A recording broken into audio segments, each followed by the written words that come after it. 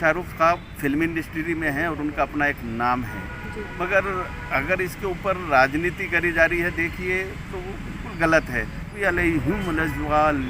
आमीन। तो अक्सर कर ऐसे पढ़कर फूंक मार देते हैं कि उसकी आत्मा, अगर कभी भी कोई भी किसी भी धर्म का व्यक्ति हो, किसी भी मजहब का लोग हो, किसी भी आस्था का लोग हो, किसी भी चीज़ को मानने वाला हो, मगर वो किसी भी मैयत पर, किसी भी अर्थी पर, जनाजे पर कभी भी किसी के मरने वाले के लिए ऐसे शब्द नहीं कह सकता, ना ऐसी गलती कर सकता, चाहे वो उसका दुश्मन भी। नमस्कार, मैं हूं रचना सिमवाल और आपका स्वागत है हाल हरियाणा में। लता मंगेशकर जी का देहांत हो जाता है और संडे के दिन हुआ था। उनके अंतिम दर्शन के लिए जितने भी भारतवर्ष में जितने भी बड़े बड़े स्टार्स हैं वो पहुंचते हैं, चाहे वो पीएम नरेंद्र मोदी की बात कर दी जाए, वो भी वहां पर पहुंचे थे उनके अंतिम दर्शन करने के लिए। शाहरुख खान पहुंचे थे, सचिन तेंदुलकर पहुंचे थे। उसी दौरान जब उनको अंतिम श्रद्धांजलि दे रहे थे सारे, तो शाहरुख खान की अगर बात की जाए, उनके साथ उनकी मैनेजर भी थी जिसका नाम पूजा ददलानी है। वो हाथ जोड़कर उन्होंने उन्हें नमन किया और वहीं शाहरुख खान ने अपनी परंपरा के हिसाब से उन्हें नमन किया। लेकिन एक वीडियो और एक फ़ोटो काफ़ी ज़्यादा वायरल होती हुई नज़र आई, जिसमें ये कहा गया कि उन्होंने उनके शव के ऊपर जो है थूका है, लेकिन सच्चाई ये नहीं है, सच्चाई कुछ और है। इसी को लेकर हम बात करेंगे। अल्पसंख्यक हमारे साथ बीजेपी के अल्पसंख्यक प्रधान मौजूद हैं, जो मीडिया प्रभारी भी हैं और प्रवक्ता भी हैं। उनसे जानते हैं कि क्या इस पूरी वीडियो की सच्चाई है। सबसे पहले आपका धन्यवाद करूंगा कि आपके चैनल के माध्यम से आप किसी बात को क्लियर करना चाह रहे हैं शाहरुख खान जी के बारे में। और मैं एक चीज़ आपकी जानकारी में बता दूं कि लता मंगेशकर जी हमारे भारत का वो गौरव था जिसको हिंदू, मुसलमान, सिख, ईसाई हर व्यक्ति ने आदर और मान और सम्मान किया। ऐसी शख्सियत बहुत कम पैदा होती हैं। ऐसे मोहम्मद रफ़ी साहब थे, ऐसे मुकेश जी थे, किशोर साहब थे, और अपने आप में उनका एक बहुत बड़ा गौरव रहा है। जो बात आपने मुझसे पूछी है या जिस चीज़ की आप जानकारी चाह रहे हैं, मैं इसमें थोड़ा सा विस्तार से जानकारी दूंगा आपको कि हमारे हिंदू धर्म में जब किसी को श्रद्धांजलि दी जाती है तो उसमें 2 मिनट खड़े होकर हम लोग ओम का उच्चारण करते हैं, गायत्री पाठ का उच्चारण करते हैं, या उस टाइम पे जो पंडित जी गुरु पुराण का पाठ करने के बाद में जो भी वो अपना श्रद्धांजलि देने के लिए खड़ा करते हैं, उसमें वो भी कहते हैं कि जय श्री राम, या राम 101 बार या 111 बार या 108 बार वो भी कराते हैं। तो इसी तरीके से मुस्लिम धर्म में जब किसी को दफनाया जाता है या मुस्लिम समाज के लोग किसी भी अपने हिंदू परिवार के साथ में शमशान शिवपुरी में जाते हैं और वहाँ जाकर श्रद्धांजलि देने के वक्त जिस टाइम वहाँ पे काफ़ी लोग खड़े हुए होते हैं, और आपने देखा होगा कि जब पिता को आहुति दे दी जाती है और उसके बाद में सब खड़े होकर 2 मिनट के लिए वहाँ भी खड़े होते हैं।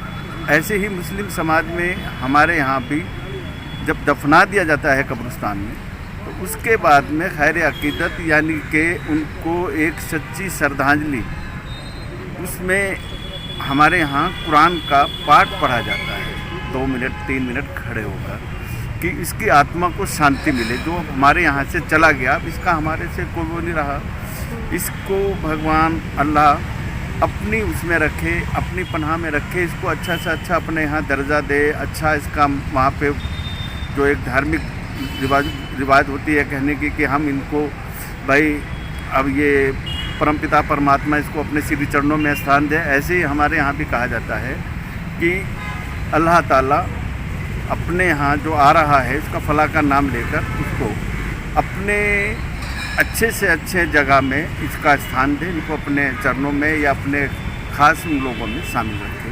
तो उसी टाइम पे जब हम लोग कुरान की आयत पढ़ते हैं, पढ़ने के बाद में अक्सर कर कुछ लोग मैं देखते भी हैं, कुछ लोग नहीं देख पाते।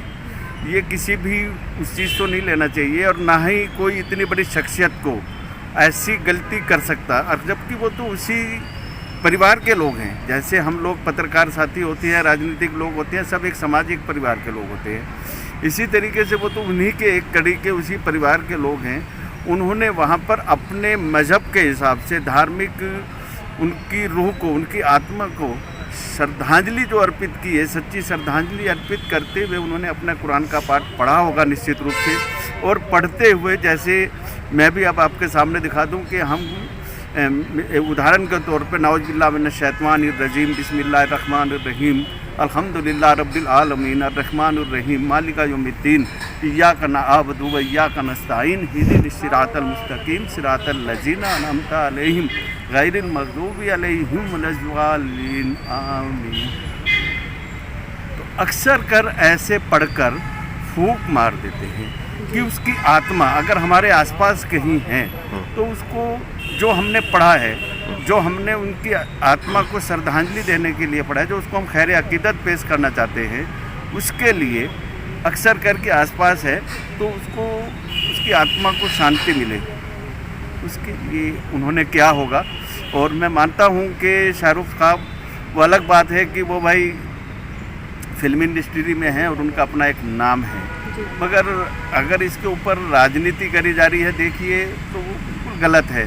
मैं ये नहीं मानता कभी भी कोई भी किसी भी धर्म का व्यक्ति हो, किसी भी मज़हब का लोग हो, किसी भी आस्था का लोग हो, किसी भी चीज़ को मानने वाला हो, मगर वो किसी भी मैयत पर, किसी भी अर्थी पर, जनाजे पर कभी भी किसी के मरने वाले के लिए ऐसे शब्द नहीं कह सकता, ना ऐसी गलती कर सकता, चाहे वो उसका दुश्मन भी हो, वो दुश्मन के लिए भी ऐसा नहीं करता, ऐसा मेरा मानना है।